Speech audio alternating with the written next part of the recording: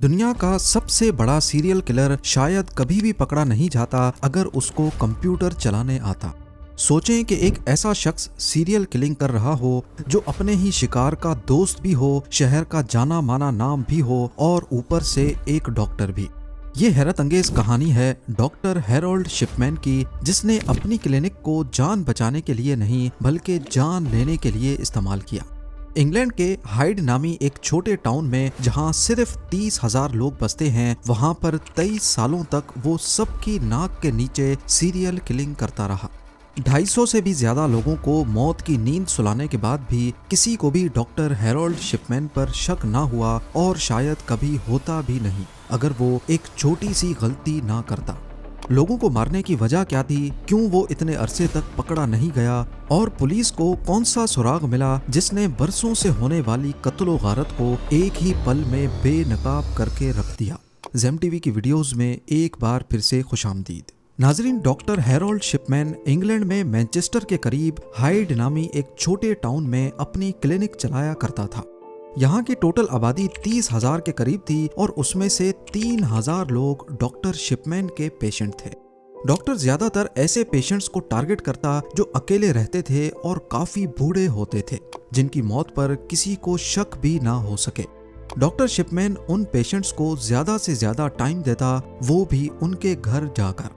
वो उनके दिल का बोझ हल्का करने के लिए उनकी बातें सुनता, उनको ये एहसास दिलाता कि बेशक ही वो अकेले हैं, लेकिन डॉक्टर शिपमैन उनकी हर बात सुनने को बैठा है। यहाँ तक के कुछ पेशेंट्स डॉक्टर शिपमैन पर इतना भरोसा करते कि उन्होंने अपने घर की चाबियां भी उसको दे रखी थी। अपने इसी रवैये की वजह से वो हाइड में काफी मशहूर हो चुका था, क्योंकि लोगों को लगता था कि डॉक्टर शिपमैन सिर्फ बातों के जरिए बूढ़ों का इलाज कर देता है। पर इस सब की आड़ में डॉक्टर शिपमैन बातों बातों में उनकी सारी डिटेल्स निकलवाता था कि कौन किस वक्त अकेला होता है, किसके पास कितनी दौलत और कितनी जायदाद है, घर में कौन कौन आता है और रिश्तेदार कहाँ रहते हैं। जब डॉक्टर शिपमैन को तसल्ली हो जाती तो वो अपने पेशेंट को मेडिसिन का ओवरडोज देकर मार देता था। अब क्योंकि वो पेशेंट्स पहले ही 80 साल से ज्यादा के होते तो उनकी मौत पर किसी को शक भी नहीं होता। कई सालों तक ये सिलसिला चलता रहा। पकड़ा जाना तो दूर की बात, उन पर किसी को शक भी नहीं हुआ, सिर्फ तब तक जब तक वो खुद गलती नहीं कर बैठा। डॉक्टर शिपमैन ने अपने कैरियर की शुरुआत हाइड से 70 किलोमीटर दूर पॉन्टीफ्रेक्ट नामी टाउन से की थी, जहां वो एक हॉस्पिटल में जॉब करता। फिर 1974 में वो पॉन्टीफ्रेक्ट छोड़कर टॉडमॉर्टन चला गया, जहां वो अब्राहम और मेरॉड मेडिकल सेंटर में जनरल प्रैक्टिशनर की पोजीशन पर लग गया। यहाँ जॉब के दौरान वो कुछ पेशेंट्स को पैथेडीन नामी ड्रग की ज्यादा क्वांटिटी प्रिस्क्राइब करते हुए पकड़ा गया, जो असल में उसको खुद इस्तेमाल करनी होती थी। पैथेडीन है तो असल में एक पेन किलर, लेकिन ये काफी नशा आवर मेडिसिन है। डॉक्टर शिपमैन को पैथेडीन के नशे की आदत थी और वो जानबूझकर अपने पेशेंट्स को ये मेडिसिन प्रिस्क्राइब करता, थोड़ी उनको देता जबकि ज्यादा मिकदार खुद इस्तेमाल करता था, जबकि पेशेंट्स को ये थोड़ी मेडिसिन की जरूरत भी नहीं होती। इससे होता ये था कि पेशेंट्स ये मेडिसिन लेने के बाद बहुत अच्छा महसूस करते, जबकि असल में उनको मालूम नहीं था कि वो नशा कर रहे हैं। यही वजह थी कि शिपमैन के पेशेंट्स ना चाहते हुए भी उसकी तरफ अट्रैक्ट होते थे। पकड़े जाने के बाद हॉस्पिटल एडमिनिस्ट्रेशन ने डॉक्टर शिपमैन को निकाल दिया और बात उसके लाइसेंस कैंसिल होने तक पहुंच गई। लेकिन शिपमैन ने 600 पाउंड्स का फाइन देकर खुद को एक रिहेबिलिटेशन सेंटर में दाखिल करवा दिया, जिससे उसका लाइसेंस कैंसिल होने से बच गया। रिहैब सेंटर में थोड़ा वक्त ही गुजारने के बाद जब सारे उसको भूल गए तो वो 1977 में हाइड आ गया, जहां वो डॉनी ब्रुक मेडिकल सेंटर में जनरल प्रैक्टिशनर लग गया। 1980s में वो जीपी की पोजीशन पर प्रैक्टिस करता रहा और इस बीच ना उसने नशा छोड़ा और ना मौका ढूंढकर बूढ़े पेशेंट्स का कत्ल। लेकिन इन मर्डर्स की फ्रीक्वेंसी 1993 से काफी बढ़ गई, जब उसने हाइड में ही अपनी खुद की क्लिनिक खोली और शहर में एक अच्छा नाम बना लिया। अगले कई सालों तक मामला ऐसे ही चलता रहा और किसी को भी डॉक्टर की इन हरकतों पर शक नहीं हुआ। पहली बार मार्च 1998 में डॉक्टर लिंडा रेनॉल्ड्स, जो कि शिपमैन के क्लिनिक के ऑपोजिट ही दूसरे हॉस्पिटल ब्रोक सर्जरी में जॉब करती थीं, उन्होंने शिपमैन के पेशेंट्स के बीच ज्यादा मरने के रेशो पर तशवीश का इजहार किया। उनका कहना था कि शिपमैन जो सिर्फ एक छोटी सी क्लिनिक चलाता है, पिछले 3 महीनों में उसके 16 पेशेंट्स मरे हैं, जबकि इसी पीरियड के दौरान ब्रूक सर्जरी, जिनके पास शिपमैन की क्लिनिक से 3 गुना ज्यादा पेशेंट्स हैं, उनके पास सिर्फ 14 पेशेंट्स की मौत हुई है। ये शक तब मजीद बढ़ गया जब ये मालूम पड़ा कि डॉक्टर शिपमैन के 16 के 16 पेशेंट्स की मौत के बाद उनको दफनाया नहीं बल्कि जला दिया गया था।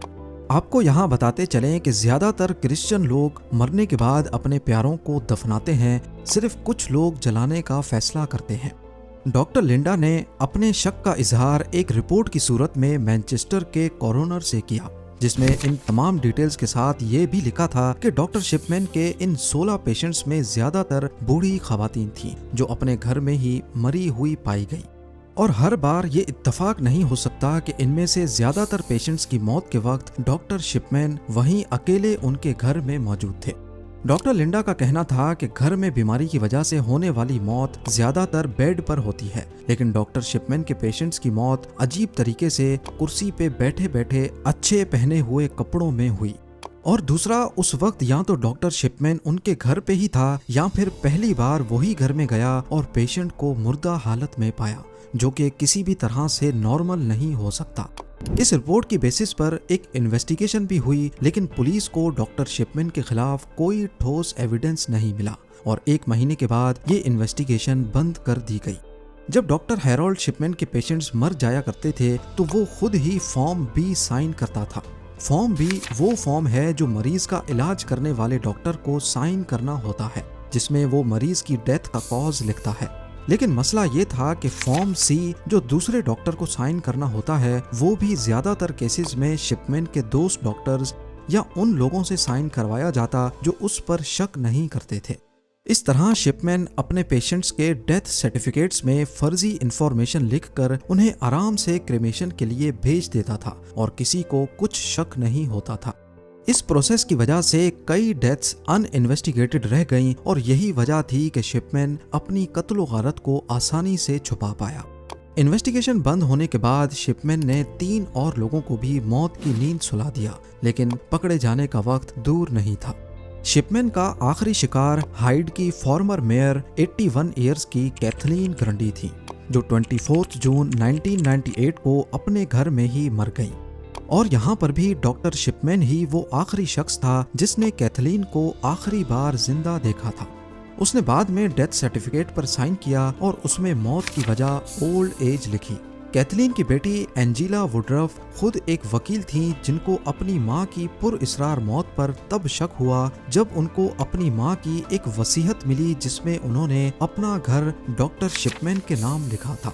डॉक्टर शिपमैन उस फैमिली के काफी क्लोज थे और वसीयत में उनको घर मिल जाना शक की बुनियाद नहीं बना, बल्कि एंजेला को शक तो इस बात पर था कि उनकी मां के 2 घर थे जबकि वसीयत में सिर्फ एक घर का जिक्र है।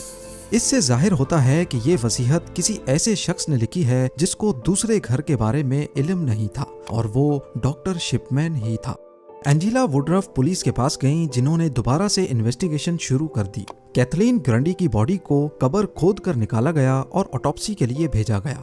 मालूम पड़ा कि उनकी बॉडी में डायामॉर्फिन यानी कि हीरोइन के काफी ज्यादा ट्रेसेस पाए गए हैं। पुलिस ने जब डॉक्टर शिपमैन से पूछा तो उसका कहना था कि ग्रंडी हीरोइन का नशा करती थी और ये बात उसने उनका इलाज करने से पहले अपने कंप्यूटर में भी लिखी थी। डॉक्टर शिपमैन ने हाल ही में कंप्यूटराइज्ड मेडिकल जर्नल में एंट्रीज करना शुरू की थी, लेकिन उनको ये मालूम नहीं था कि उस एंट्री में उन्होंने मौत से पहले की डेट तो डाल दी है, लेकिन कंप्यूटर में उस फाइल की last edit date automatically save हो जाती है। पुलिस ने जब उस कंप्यूटर में एंट्रीज की जांच की तो मालूम पड़ा कि शिपमैन ने ये एंट्री कैथलीन की मौत के बाद की थी। सिर्फ यही एक सबूत शिपमैन को अरेस्ट करने के लिए काफी नहीं था, बल्कि पुलिस को वो टाइपराइटर भी मिला जिसको इस्तेमाल करके झूठी वसीयत लिखी गई थी। इसका मालूम ऐसे पड़ा कि शिपमैन के टाइपराइटर में कुछ कैरेक्टर्स खराब थे और ठीक वही कैरेक्टर्स ग्रंडी की वसीयत में भी मिसिंग थे। 7 सितंबर 1998 को पुलिस ने हाइड के जाने माने डॉक्टर हैरोल्ड शिपमैन को अरेस्ट कर लिया। जब ये बात खुली तो वो लोग भी सामने आ गए जिनके प्यारों को शिपमैन ने पहले मारा था। उनको शक तो था, लेकिन वो शहर के जाने माने डॉक्टर के सामने आवाज नहीं उठा सके। पुलिस ने 15 दूसरे पेशेंट्स को भी इन्वेस्टिगेट किया जो कुछ अरसा पहले ही शिपमैन के हाथों मरे थे। इन सारे केसेस में एक खास पैटर्न देखा गया जिसमें पेशेंट को डायामॉर्फिन का जानलेवा डोज दिया जाता, उनके डेथ सर्टिफिकेट में वो खुद साइन करता और मौत की वजह में ओल्ड एज लिखता था। क्रिमेशन की सलाह भी शिपमैन खुद ही देता था ताकि जलने के बाद सारे सबूत मिट जाएं। शिपमैन इंक्वायरी के दौरान उन सब पेशेंट्स के केसेस को दोबारा देखा गया जो शिपमैन के केयर में मर गए थे। इंक्वायरी टीम ने उन सब डॉक्यूमेंट्स, डेथ सर्टिफिकेट्स और मेडिकल रिकॉर्ड्स को इन्वेस्टिगेट किया जो शिपमैन ने हैंडल किए थे। इसके अलावा उन लोगों की फैमिली से भी इंटरव्यू किया गया जिनके रिलेटिव्स शिपमैन के पेशेंट थे और कुछ बॉडीज को वापस निकाल कर उनका फॉरेंसिक पोस्टमार्टम भी किया गया। ये प्रोसेस बहुत डिटेल्ड था और इस दौरान ये मालूम हुआ कि शिपमैन ने 1975 से लेकर पकड़े जाने तक टोटल 218 पेशेंट्स को कत्ल किया है। ये तो कंफर्म्ड नंबर है, लेकिन कई केसेस में सबूत की कमी की वजह से उनको कंफर्म नहीं किया गया। एक अंदाजा है कि ये नंबर 260 तक भी हो सकता है। कोर्ट ने 15 मौत के जुर्म में शिपमैन को 15 बार सजाए मौत सुनाई, यानी वो जब तक जिंदा है जेल से बाहर नहीं आएगा। पर 2004 में उसने अपने सेल की सलाखों से बेडशीट बांधकर खुद को फांसी दे दी। उसकी मौत के बाद उसके जेल के एक साथी ने हैरत अंगेज इंकशाफ किया कि शिपमैन ने असल में 218 या 260 नहीं बल्कि 508 लोगों का कत्ल किया था और ये बात शिपमैन ने खुद उसको बताई थी। पर शिपमैन के इतने ज्यादा कत्ल करने की असल वजह आज तक सामने नहीं आ सकी। कुछ लोग इसको साइको कहते हैं, कुछ पैसा कमाने का तरीका और कुछ लोग शिपमैन की मां की मौत का असर भी समझ रहे हैं, क्योंकि उसकी मां जो कि कैंसर पेशेंट थी उनको पेन किलर के तौर पे मॉर्फिन दिया जाता था। एक्सपर्ट्स का मानना है कि शायद शिपमैन अपने पेशेंट्स को भी ऐसे ही मॉर्फिन देकर मरता हुआ देखना चाहता